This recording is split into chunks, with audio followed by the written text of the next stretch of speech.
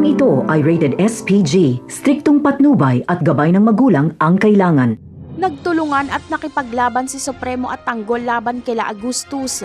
Nagkampihan na lang sila dahil napagtanto nilang pinapaikot lang sila ni Agustus. Marami ang magbubuwis ng buhay.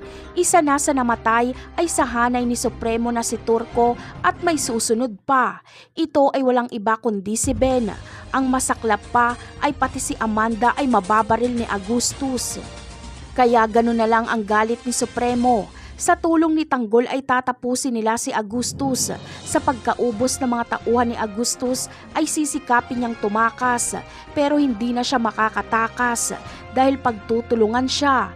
Pati ang mga natitirang mambakartel ay si Agustus din ang hahantingin. Sa bandang huli ay masusukol si Agustus at si Premo ang papatay sa kanya. Sa pagkamatay ni Agustus ay wala nang makakatulong kay Tanggol sa paghahanap kay Ramon. Kaya sariling sikap na lang siya. Kailangan lang nila Tanggol na maging matunog ang kanyang pangalan at lumaki ang kanilang negosyo para mapantayan ang negosyo nila Ramon. At nang sa ganon ay si Ramon na mismo ang lumapit sa kanya. Samantala, matatandaan natin na sinabi ni Agustus noon na kaya hindi nahuhuli ang mga Montenegro ay may protektor itong politiko. Makikilala na natin ang tunay na protektor nila Ramon. Ito ay ang karakter ni Albert Martinez. Mataas ang katungkulan nito sa gobyerno.